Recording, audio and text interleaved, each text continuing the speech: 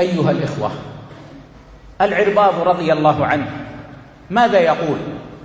يقول: صلى بنا رسول الله صلى الله عليه وسلم ذات يوم ثم أقبل علينا بوجهه.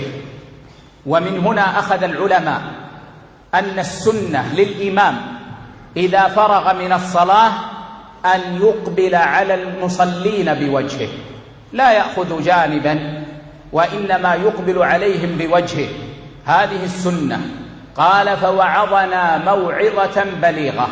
أخذ منها العلماء أن الموعظة بعد الصلاة مشروعة، وأنه يشرع للإمام أن يعظ الناس بعد الصلاة متخولا لهم بالموعظة، لا يجعلها بعد كل صلاة، وإنما يجعلها أحيانا بما يحقق الفائدة. وليس صحيحا ما يقوله بعض الناس إن الموعظة بعد الصلاة ليست من السنة، بل هي سنة الرسول صلى الله عليه وسلم، وكان يفعلها، ولكنه كان يتخول الناس بالموعظة. قال: فوعظنا موعظة بليغة وجلت منها القلوب وذرفت منها العيون، أي أن الصحابة رضوان الله عليهم بكوا من خشية الله سبحانه وتعالى. وهذا يدلك أيها المسلم المبارك على أن صحابة رسول الله صلى الله عليه وسلم كانوا أزكياء القلوب، أتقياء، يخافون من الله سبحانه وتعالى، فهم أحسن العباد بعد الأنبياء عليهم السلام. قال: فقلنا يا رسول الله كأنها موعظة مودع. وهذا يدلك يا عبد الله على أن الصحابة رضوان الله عليهم كانوا أذكياء وكانوا يفهمون، فإنهم لما رأوا النبي صلى الله عليه وسلم قد زاد في الموعظة أكثر من المعتاد، فهموا من ذلك أنه يودعهم صلى الله عليه وسلم، وأنه صلى الله عليه وسلم في آخر حياته، فأقرهم النبي صلى الله عليه وسلم على ذلك ولم ينكر عليهم. ولذلك أوصاهم بماذا؟ أوصاهم بأربعة أمور قد جمعت الخير كله. 4 أمور والله الذي لا إله إلا هو لو أن المسلمين تمسكوا بهذه الأمور 4 لعاشوا في خير وبركة وسلموا من كثير من الشرور: تقوى الله، والسمع والطاعة لمن ولاه الله أمرنا، والتمسك بالسنة، والحذر من البدعة. 4 أمور، كل واحد منها سنقف معه وقفة يسيرة بما يتناسب مع الوقت إن شاء الله. Kemudian beliau hafizahullah ta'ala mengatakan, Al-Irbad ibn Sariyah radhiyallahu anhu, dalam hadis ini apa beliau katakan? Beliau mengatakan Nabi sallallahu alaihi wasallam memimpin kami salat pada suatu hari. Kemudian Nabi alaihi salatu wasallam menghadapkan wajahnya ke kami. Dari sini para ulama kita menyebutkan bahwa sunnahnya bagi imam menghadap ke makmumnya dengan wajahnya, bukan dia menghadap ke samping kiri atau menghadap ke samping kanan. Kemudian disebutkan di sini mau'izatan, yaitu peringatan balighah yang sangat hebat dan mendalam. Dari sini para ulama kita mengambil bahwa peringatan disyariatkan, memberikan wejangan dan nasihat ini sangat disyariatkan. Tentu dicari waktu dan timing yang tepat, bukan dijadikan setiap sholat, tetapi sebutuhnya mana yang mendatangkan manfaat dan faedah bagi mereka, di sana dia disampaikan wasiat tersebut. Bukan seperti apa yang dikatakan oleh sebagian orang bahwa memberikan nasihat atau wejangan setiap atau selesai sholat bukan termasuk sunnah. Ketahuilah itu termasuk cara Nabi SAW, tetapi dipilih waktu-waktu yang tepat. Kemudian dikatakan di sini wajilat minhal qulub, hati mereka takut. Para sahabat Nabi sallallahu alaihi wasallam menangis karena takutnya kepada Allah Subhanahu wa taala. Ini menunjukkan bahwa para sahabat Nabi sallallahu alaihi wasallam orang-orang yang bersih hatinya dan orang yang paling bertakwa kepada Allah Subhanahu wa taala. Manusia yang paling baik setelah para anbiya, setelah Rasulullah sallallahu alaihi wasallam. Lalu dikatakan, "Ya Rasulullah, sepertinya wasiat ini adalah wasiat perpisahan dan wasiat terakhir." Ini menunjukkan apa? Menunjukkan bahwasanya para sahabat itu orang-orang yang cerdas, orang-orang yang pintar. Ketika mereka melihat Nabi alaihissalatu wassalam memberikan nasihat dan wasiat yang lebih tidak seperti wasiat-wasiat yang lainnya, maka para sahabat menganggap sepertinya Nabi SAW mau meninggalkan kita. Dan ini menunjukkan dekatnya ajal Rasulullah SAW dan akhir hayat Nabi SAW. Maka Nabi pun mengikrarkan, membenarkan apa yang mereka ambil. Kemudian Nabi SAW tidak mengingkari apa yang mereka putuskan. Nabi SAW memberikan 4 wasiat, 4 nasihat yang mengumpulkan segala kebaikan. Demi Allah, sekiranya kaum muslimin berpegang teguh dengan 4 wasiat dan 4 nasihat ini, niscaya manusia ini atau kaum muslimin akan hidup dalam kebaikan dan mereka selamat dari segala bahaya. Wasiat yang pertama, bertakwa kepada Allah Subhanahu wa taala. Kemudian yang kedua, mendengar dan mentaati para penguasa dan pemimpin. Kemudian yang ketiga, berpegang teguh dengan sunnah Nabi sallallahu alaihi wasallam. Kemudian yang keempat, menghindari dan menjauhkan segala perkara-perkara bid'ah. Semuanya ini tentu kita akan kaji satu demi satu, tentu bergantung kepada waktu nantinya insyaallah.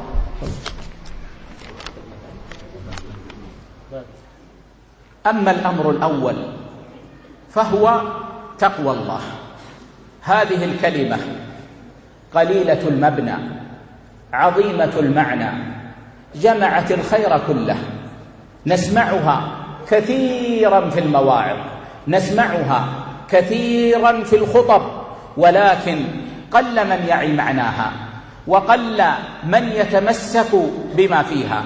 تقوى الله أيها الإخوة وصية الله للأولين والآخرين، ولقد وصينا الذين أوتوا الكتاب من قبلكم وإياكم أن اتقوا الله. تقوى الله أيها الأحبة أمر الله للناس أجمعين. يا أيها الناس اتقوا ربكم. تقوى الله أمر الله للمؤمنين. يا أيها الذين آمنوا اتقوا الله وقولوا قولا سديدا. تقوى الله أمر الله لحبيب المؤمنين للنبي صلى الله عليه وسلم. يا أيها النبي اتق الله. تقوى الله أمر النبي صلى الله عليه وسلم ووصيته للمؤمنين. أوصيكم بتقوى الله. تقوى الله وصية النبي صلى الله عليه وسلم لمعاذ لحبيبه الذي قال له يا معاذ والله إني لأحبك، حيث قال أوصيك اتق الله حيثما كنت وأتبع السيئة الحسنة تمحها وخالق الناس بخلق حسن. فتقوى الله هي الوصية العظيمة. وكيف لا تكون كذلك وقد جمعت الخير كله؟ يكفي فيها قول الله عز وجل ومن يتق الله يجعل له مخرجا ويرزقه من حيث لا يحتسب. الله أكبر يا عباد الله.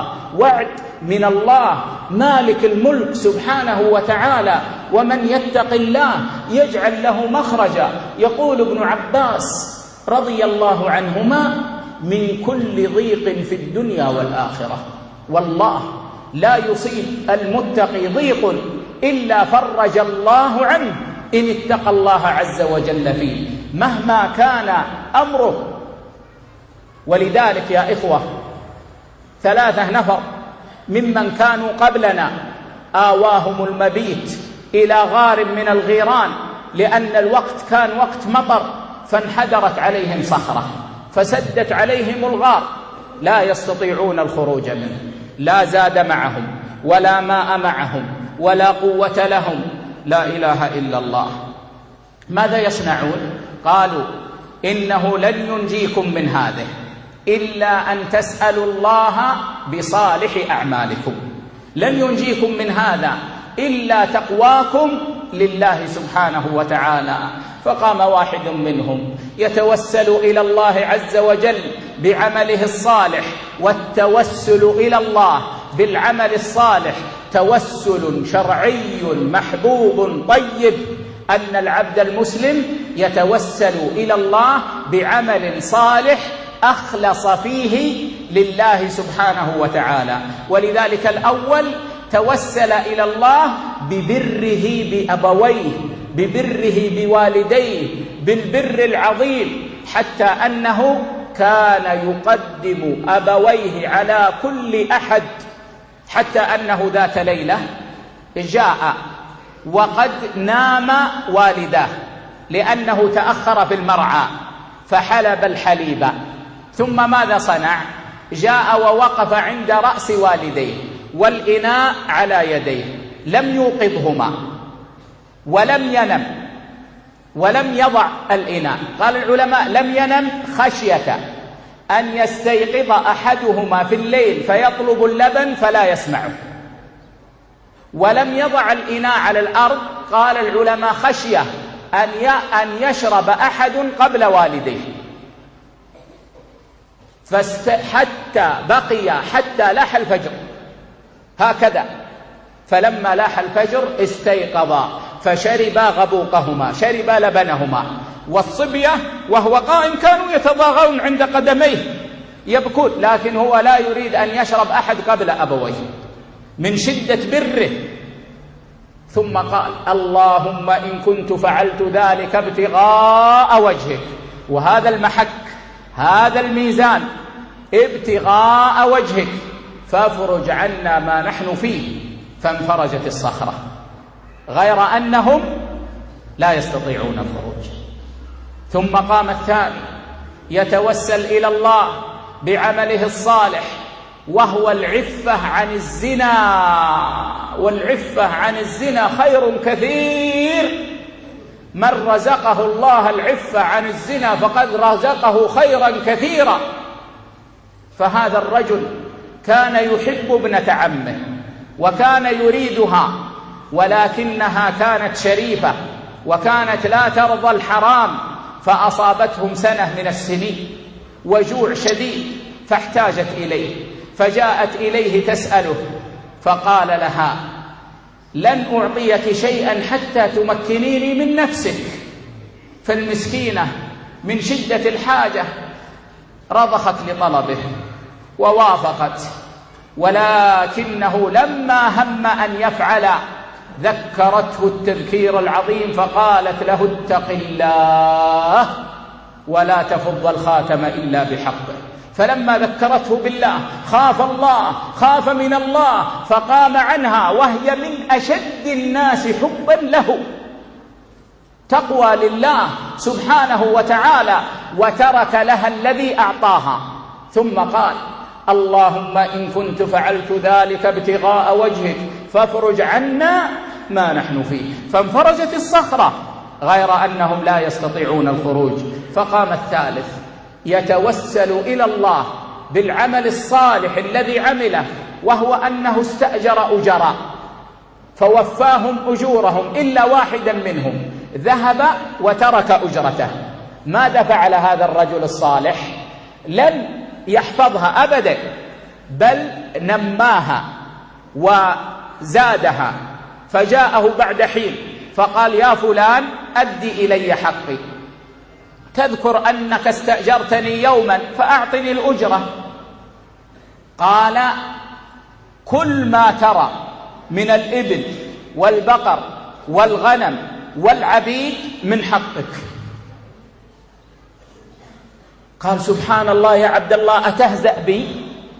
هو يعرف حقه قليل، وهذا الرجل يقول له كل هذه الإبل والبقر والغنم والعبيد من حقك. قال قلت إني لا أهزأ بك. قال فأخذه فاستاقه كله فلم يترك منه شيئا. الله أكبر، ما أعظم هذه الأمانة، ما أعظم هذه الأمانة وأداء الأمانة يا إخوة. بكل أنواعها خير كثير للعبد، خير كثير.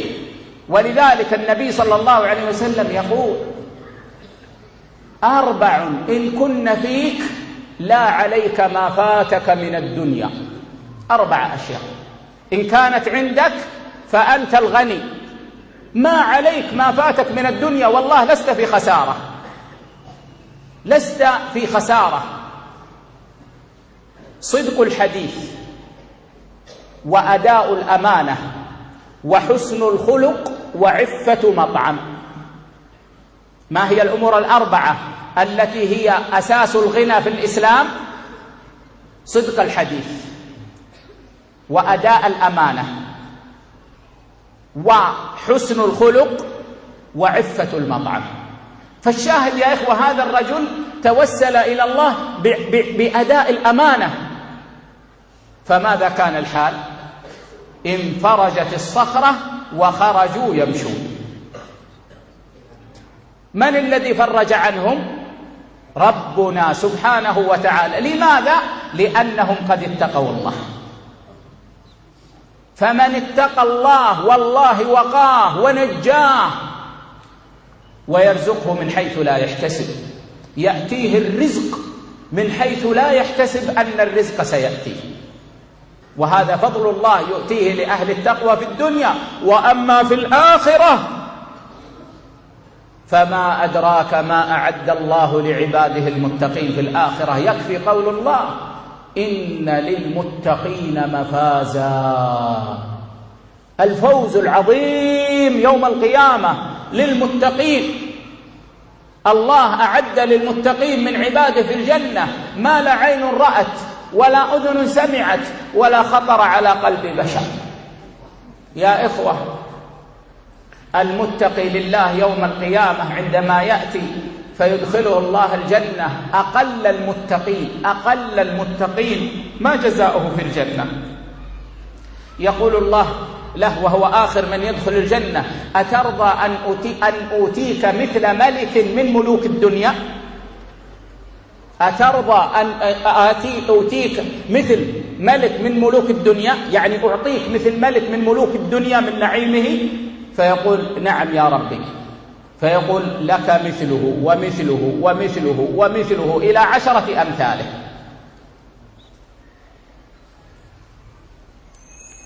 ولولا ضيق الوقت لذكرت قصة هذا الرجل الذي هو آخر من يدخل الجنة، فإن في قصته عجائب وغرائب، ولكن أقل الناس في الجنة في نعيم عظيم لا يمكن تصوره، فكيف بمن هو أكثر الناس؟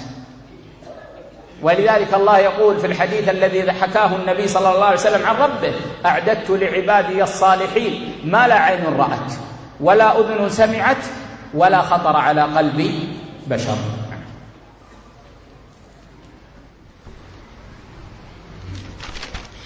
Kemudian beliau hafizahullah ta'ala mengatakan, perkara yang pertama adalah bertakwa kepada Allah subhanahu wa ta'ala. Kalimat ini sangat sedikit baris hurufnya, namun maknanya begitu banyak. Kita sangat sering mendengar kalimat takwa dalam nasihat, dalam khutbah, tetapi amat sedikit orang yang memahami maknanya dan berpegang teguh dengan isinya dan kandungannya. Ketahuilah bahwa takwa adalah wasiat Allah subhanahu wa ta'ala bagi orang-orang terdahulu dan sampai akhir zaman. Sebagaimana Allah subhanahu wa ta'ala katakan, sungguh kami telah mewasiatkan orang-orang yang diberikan Alkitab sebelum kalian dan kalian untuk bertakwa kepada Allah subhanahu wa ta'ala. Takwa adalah perintah Allah subhanahu wa ta'ala bagi seluruh manusia. Sebagaimana Allah subhanahu wa ta'ala katakan, ya ayyuhan nasu taqu rabbakum, wahai sekalian manusia bertakwalah kepada Rabb kalian. Kemudian juga takwa adalah wasiat Allah, perintah Allah subhanahu wa ta'ala bagi orang-orang beriman. Ya ayyuhalladzina amanu taqullaha qulu qawlan sadida, wahai orang beriman bertakwalah kalian dan ucapkanlah ucapan yang baik. Kemudian takwa Allah adalah perintah Allah subhanahu wa ta'ala kepada Nabi kita sallallahu alaihi wasallam, ya ayuhan nabi ittaqillah, wahai nabi bertakwalah kalian kepada Allah Subhanahu wa taala. Demikian juga takwa perintah Nabi sallallahu alaihi wasallam kepada orang-orang yang beriman. Demikian juga takwa adalah wasiat Nabi sallallahu alaihi wasallam kepada Mu'adz ibn Jabal radhiyallahu an. Dalam hadis itu mengatakan, ittaqillah haitsu ma kunt, bertakwalah kamu kepada Allah Subhanahu wa taala di mana saja kamu berada. Dan iringilah perbuatan buruk dengan perbuatan baik, niscaya akan menghapusnya. Maka wasiat takwa kepada Allah Subhanahu wa taala adalah wasiat yang sangat mulia. Bagaimana tidak, dalam wasiat takwa di dalamnya terkandung banyak kebaikan. Cukuplah kebaikannya kita membaca firman Allah Subhanahu wa taala, wa may yattaqillaha yaj'al lahu makhraja wa yarzuqhu min haitsu la yahtasib. Barang siapa yang bertakwa kepada Allah Subhanahu wa taala, Allah akan berikan baginya jalan keluar, dan Allah Subhanahu wa taala akan memberikannya rezeki dari arah yang ia tidak sangka-sangka. Ini adalah janji dari Allah Subhanahu wa taala, raja dari seluruh raja. Oleh karena itu Ibnu Abbas radhiyallahu anhuma menafsirkan ayat ini, yaitu Allah akan berikan baginya jalan keluar dari seluruh kesempitan di dunia dan akhirat. Maka oleh karena itu tidak ada satu kesempitan yang dihadapi oleh seseorang yang bertakwa melainkan Allah Subhanahu wa taala akan memberikannya jalan keluar dan kelapangan. Suatu contoh, kita melihat kisah 3 orang yang masuk ke dalam gua dan terperangkap di dalamnya. Tentu musim hujan. Lantas jatuhlah batu besar sehingga menutupi mulut gua. Maka mereka dalam keadaan seperti itu tidak membawa makanan, tidak punya bekal. Apa yang mereka perbuat? Maka mereka mengatakan, demi Allah tidak ada yang bisa menyelamatkan kalian kecuali takwanya kalian kepada Allah Subhanahu wa taala. Maka 3 orang ini satu demi satu bertawassul, mendekatkan dirinya kepada Allah Subhanahu wa taala dengan menyebutkan amal-amal solehnya. Dan tentu bertawassul dengan amal soleh ini adalah tawassul yang disyariatkan dan dicintai oleh Allah Subhanahu wa taala yang dilakukan oleh seorang hamba muslim. Bertawassul dengan amal saleh dengan diikhlas karena Allah Subhanahu wa taala. Yang pertama, bertawassul dengan menyebutkan baktinya kepada kedua orang tuanya. Yang mana orang ini sangat berbakti kepada orang tuanya, lebih mengedepankan orang tuanya dari segala-galanya. Pada suatu ketika dia telah datang dan pulang ke rumahnya karena telah mencarikan untanya rumput dan mengembala untanya dari tempat yang jauh. Maka begitu dia telah datang sambil membawakan orang tuanya air susu, dia berdiri di atas kepala kedua orang tuanya dan orang tuanya dalam keadaan tertidur. Di sini dia tidak tidur, dia tetap berjaga. Kemudian kenapa dia tidak tidur? Karena dia khawatir, jangan-jangan ketika dia tidur orang tuanya bangun dan meminta air susu tersebut, maka tidak bisa orang tuanya minum. Kemudian lagi dia tidak meletakkan air susu itu di tanah, di bumi. Kenapa? Karena dia khawatir jangan-jangan kalau diletakkan di bawah akan diminum oleh orang lain. Maka begitu orang tuanya bangun di waktu subuh, maka diberikanlah orang tuanya untuk minum sampai mereka kenyang. Sementara anak-anaknya merengek dan menangis di bawah kakinya, tetapi tetap dia mendahulukan dan mengedepankan kedua orang tuanya. Maka di sini dia berdoa, ya Allah, apabila apa yang aku perbuat ini, atau demi Allah apa yang aku perbuat ini tidak ada lain melainkan hanya mencari wajah-Mu, maka bukakanlah kami pintu goa ini. Maka batu itu pun bergeser sedikit, namun mereka belum juga bisa keluar. Kemudian yang kedua, bertawassul dengan menjaga kesucian dirinya dari zina. Sungguh barang siapa yang menjaga dirinya, kesucian dirinya dari zina, maka Allah Subhanahu wa ta'ala telah memberikannya kebaikan yang sangat banyak. Yang mana laki-laki ini dia sangat mencintai anak pamannya, sepupunya atau misannya. Dan wanita ini adalah wanita yang mulia. Maka pada suatu ketika dia datang meminta bantuan, yang mana saat itu musim susah, maka sang laki-laki ini mengatakan, aku tidak akan memberikanmu bantuan ini kecuali engkau memberikan aku untuk menzinahimu atau menggaulimu. Maka dengan terpaksa wanita ini pun mau. Namun sebelum dia berbuat, dia mengingatkan laki-laki ini, ittaqillah, bertakwalah kamu kepada Allah Subhanahu wa ta'ala. Maka laki-laki ini langsung seketika dia takut kepada Allah Subhanahu wa ta'ala dan meninggalkan perempuan ini dan diberikan bantuan itu secara cuma-cuma. Di saat itu dia berdoa, ya Allah, jikalau apa yang aku perbuat dengan tujuan mencari wajahmu, maka bukakanlah kami pintu gua ini. Maka gua itu pun terbuka, namun mereka belum juga bisa keluar. Maka berdiri yang ketiga, bertawassul dengan amal yang saleh, yang mana dia menyebutkan bahwa dia memiliki banyak pekerja dan buruh. Lantas setiap pekerja itu telah diberikan seluruh upahnya kecuali hanya satu orang. Maka orang itu meninggalkan upahnya. Apa yang diperbuat oleh laki-laki yang soleh ini? Seorang bos yang soleh ini, dia mengembangkan upahnya tersebut dari sedikit sehingga menjadi banyak.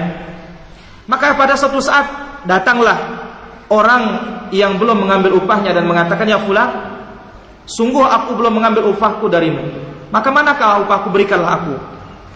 Lantas laki-laki yang soleh mengatakan, silahkan, unta, sapi, budak, kambing, itu semuanya upahmu, ambil dia seluruhnya. Maka langsung sang pekerja mengatakan, apa engkau ini memperolok-olok aku? Kenapa? Karena dia mengingat ketika dia meninggalkan tuannya, upahnya sangat sedikit. Ternyata sekarang dia melihat upahnya melimpah ruah. Maka langsung dia ambil dan tidak disisakan sedikit pun. Lantas orang ini berdoa kepada Allah Subhanahu wa ta'ala, ya Allah, jikalau apa yang aku perbuat ini mencari wajahmu, yang mana di sini orang ini apa?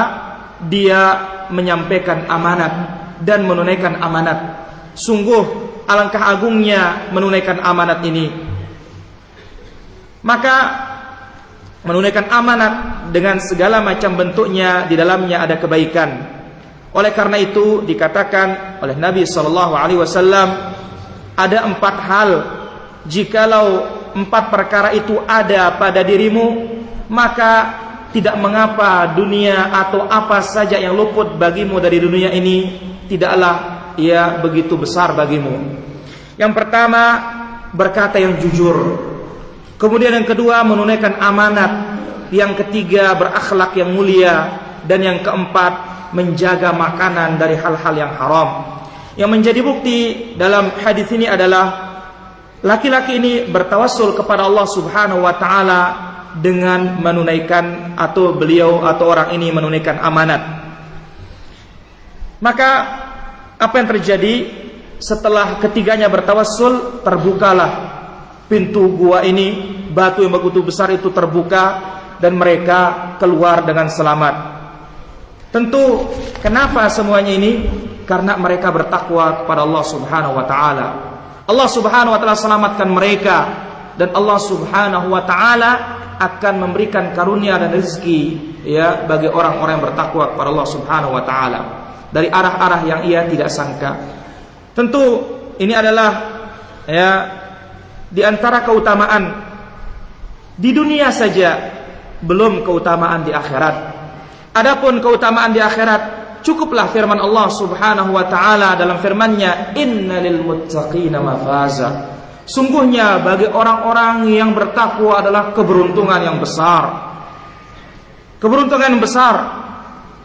Bagaimana yaitu karena orang-orang tadi menunaikan amanat, kemudian orang-orang tadi bertakwa kepada Allah Subhanahu wa taala. Kemudian kita melihat, ikhwan fiddin rahimani wa rahimakumullah, orang-orang yang bertakwa hari kiamat disebutkan ganjaran mereka. Orang yang bertakwa yang paling kurang takwanya adalah, yaitu disebutkan oleh Allah Subhanahu wa taala, dialah yang terakhir masuk ke dalam surga. Dikatakan kepadanya, ridhakah engkau aku berikan engkau seperti apa yang dimiliki oleh raja di dunia? Redakah engkau? Ini ganjaran orang yang paling sedikit takwanya hari kiamat. Lalu orang ini mengatakan, mau ya Allah. Maka Allah Subhanahu wa taala memberikannya ganjaran, ya, walaka mithlah bagimu yang semisal, bagimu yang semisal dengan apa yang dimiliki oleh raja dunia, sampai 10 kali lipat yang dimiliki oleh raja dunia diberikan oleh Allah Subhanahu wa taala. Ikhwan fiddin rahimani wa rahimakumullah, sekiranya bukan karena sempitnya waktu, niscaya aku akan sebutkan, ya, antum semua kisah orang tersebut. Di dalamnya penuh dengan keajaiban, ya, dan cerita-cerita yang indah. Namun karena sempitnya waktu, ya, maka itu saja yang berkaitan dengan hal ini. Dan banyak lagi tentang keutamaan takwa kepada Allah Subhanahu wa taala di akhirat.